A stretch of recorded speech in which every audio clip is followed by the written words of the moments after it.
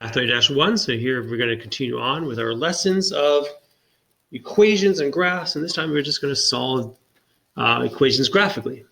Now, this first example here, we can use both graphical and algebraic methods because of a simplification in the question, but you'll notice in the next two questions down, or the next two examples on the next page here, that we can't solve these algebraically. Well, you can solve them, but they're more difficult to solve algebraically. We're not going to bother trying to solve them algebraically. That's beyond this course. The reason we can't solve these algebraically, or we just don't want to, is because the b value to these is not 1. The b value is not 1, then we either have to use an identity to remove this b value, to change it into a non-b value, and then it'd be easy to solve, or we have to do some other finicky things involving changing the domain and replacing things. It just gets a little bit finicky and a little bit off. So rather than solving these algebraically, we just solve them graphically. It's pretty easy to do. Just plug in your calculator, look for some key spots, and then we'll worry about how do we express the general solution in a bit. Let's go back here though. So to start off solving these algebraically, let's just plug this in our calculator and see what happens. Okay, so just to remember that when you see cos squared x like this means it's cos x times cos x. It's not multiplying, you're not squaring the x by itself. So it's not like the same thing as saying cos bracket x squared bracket. And then you get a little kind of a crazier graph. You can kind of see what it looks like here when you square the x. So when you see this cos squared x, it actually means cos x all done. Do the cos x part, and then once you get that answer, then you square that, so it's cos x times cos x. So this is what this graph would look like. So here it is. Looks like a typical cos x graph. Without the -1, you notice it's all positive, which makes sense because when you square a number, it always turns positive. So then minus the 1 afterwards to kind of bring it down. I want to know when this is equal to 0, so I'm going to put a y is equal to 0 line in there. You see that it crosses 0. And I want to know when this is from 0 to 360, so I'm going to change it to degrees. Okay. When you do that, you can see that it just changes to a nice flat line. The reason behind that is because 10, what it was before, it was in rads. 10 rads is a lot, but 10 degrees is not a lot. It's only a part of the graph. You're only seeing a part of it. So I'm going to go to the domain that they specify. They say 0 to 360. So I'm just going to go to 360. I put a little -10 there so you can see the axes at least. And from 0 to 360, I'm just going to look at my solutions. So where does it cross this 0? So these are my two graphs. So I want to figure out where does it cross this side. So these four solutions: 45, 135, 225, and 315.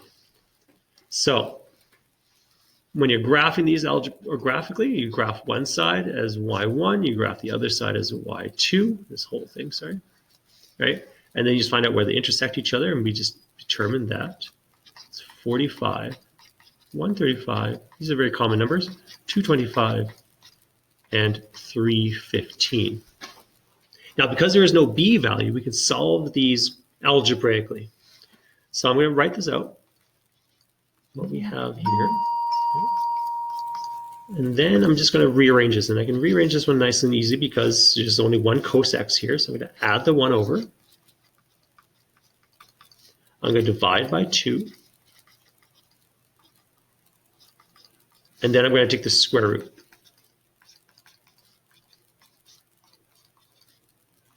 And I get 1 over root 2. Okay, so now I'm going to solve this. And hopefully some of you are screaming at me and saying, Mr. Allen, you're missing something.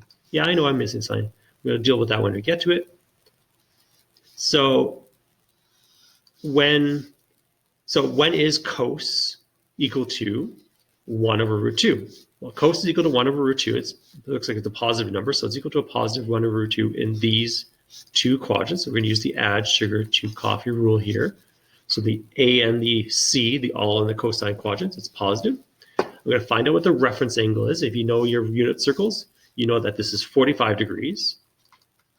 If you don't know your unit circle, you just go cos inverse 1 over root 2, and it just spits out 45 degrees for you as long as you're in degree mode. So my reference angle is 45 degrees. Now my solutions are going to be in the standard position angles. So they're going to be from here up and from here all the way around. So those two solutions. Well, let's call those x. So x in this situation is going to be 45 and 360 minus 45, which is 315. So that gives us the two solutions. And you can see there's two solutions there. But where did these come from? So hopefully that's when you were thinking, Mr. Allen, you missed something. When you take the square root, what do you get? You get the plus and minus. So there's actually two more quadrants that this is also negative in, or also in because negative cosine is in this quadrant and this quadrant. Again, you have 45 degrees for the reference angles for both of these. But now my two angles I'm going to be looking for, two more angles, went all the way around to this one and all the way to this one. So I have 180 minus 45, which is the 135, then 180 plus the 45, which is the 225. So we get all of our solutions that way.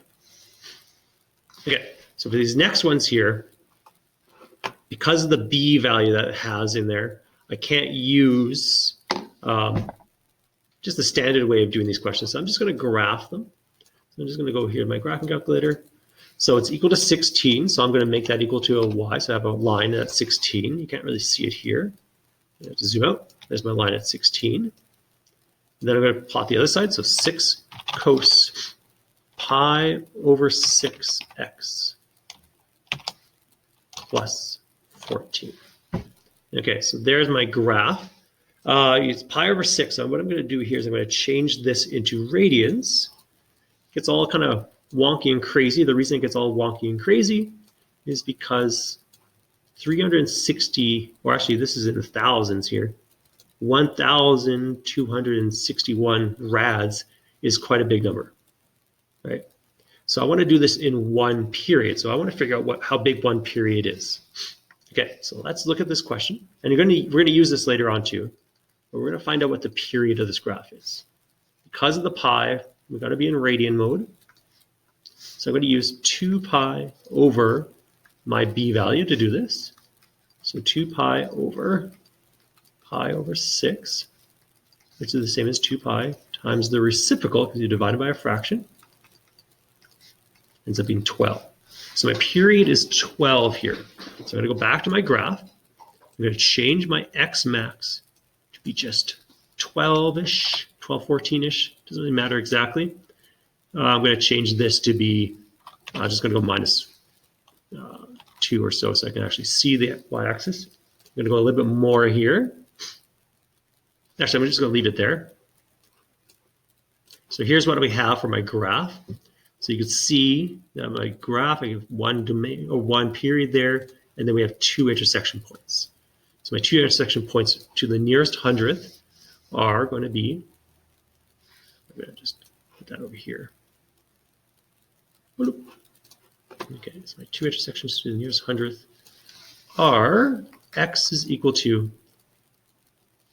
base is in the way, there you go, 2.35 and 9.65. Okay, I wrote these on 2 different lines for a reason, and you're going to see why.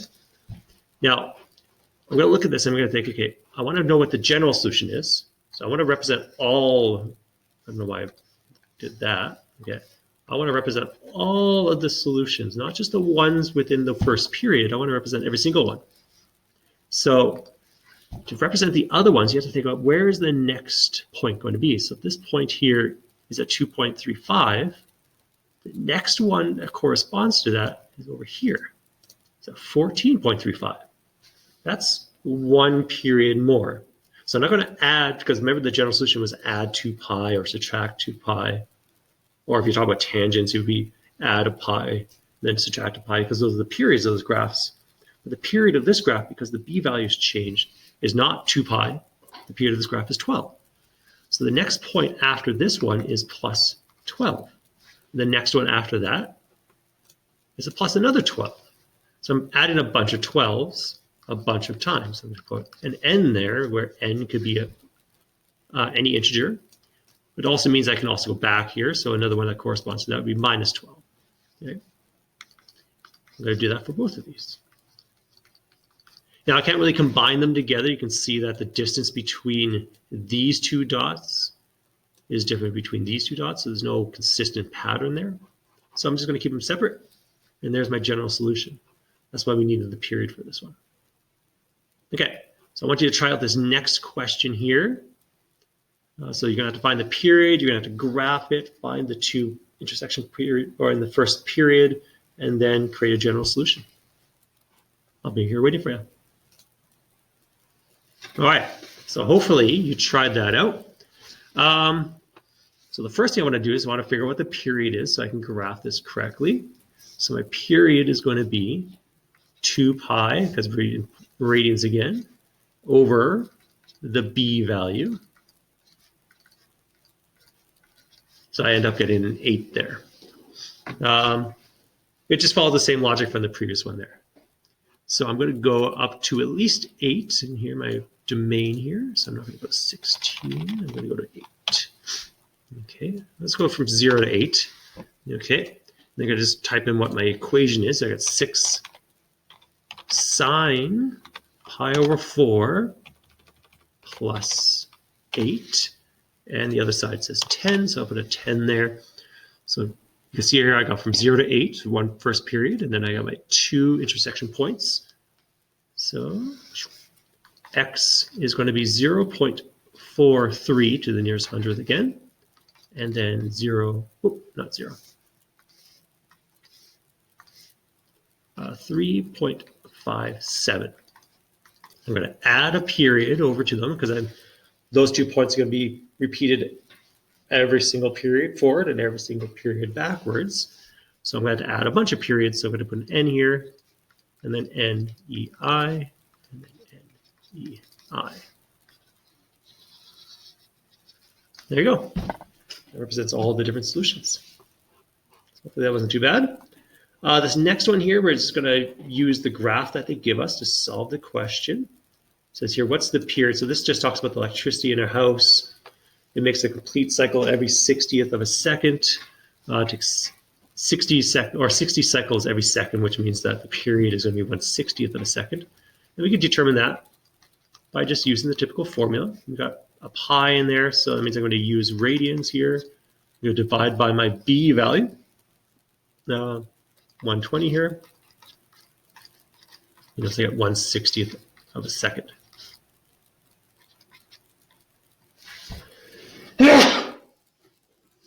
Okay. Whew. That's a good sneeze. I'm going to sneeze again. Okay. So once we know the period, it means that now I can actually kind of graph this out. It says here, graph this over 2 cycles, which would be 2 periods. Okay, so now I'm not going to graph it as just the first quadrant. I'm going to graph the first and the fourth quadrant here. The reason behind that is that you look at this, there is no d value. So my d value is going to be 0.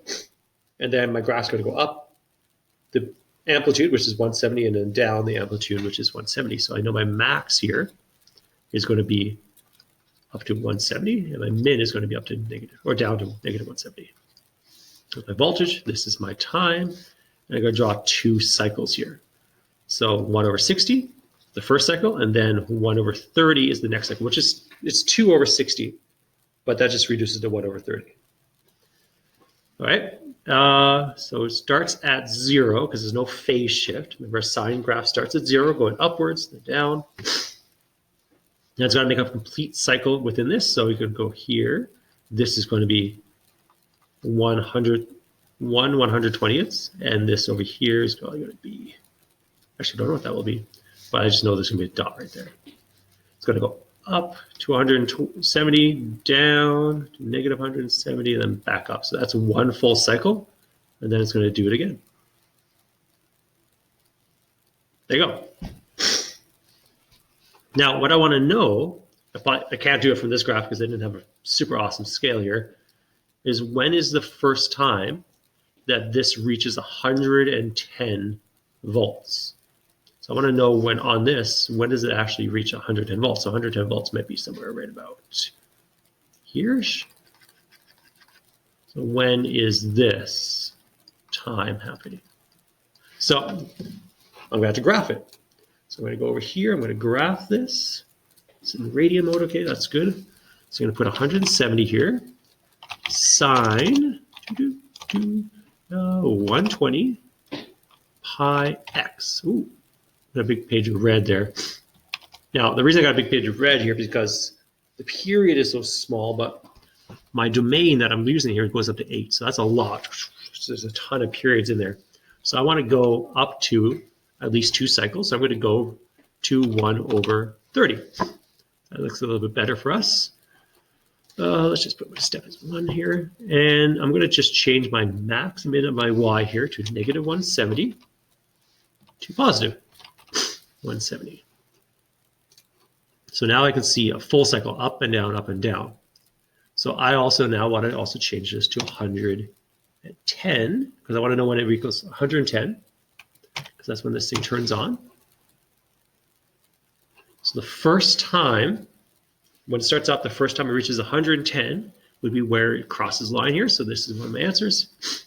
So the time, first time it reaches that 110, 0.0187 seconds. If you want to change it to milliseconds, you can. So 1.87 milliseconds. There you go. Not too hard, but sometimes it's a bit tricky to figure out how do we space the window properly. So it's best to find the period. You can use the amplitude to find the range, and then put that into the window as well. It's really nice in Desmo is you just put that right into the wrench over here, or you can go to the window in your graphing calculator. And there you go. Okay, so in the next lesson, we're going to be talking about, or the next chapter, we're going to be talking about identities. So this finishes off this chapter, so hopefully you guys are prepared, finish off the assignment, finish off some worksheets, and try out the test next week. And I'll see you in the next video. Bye.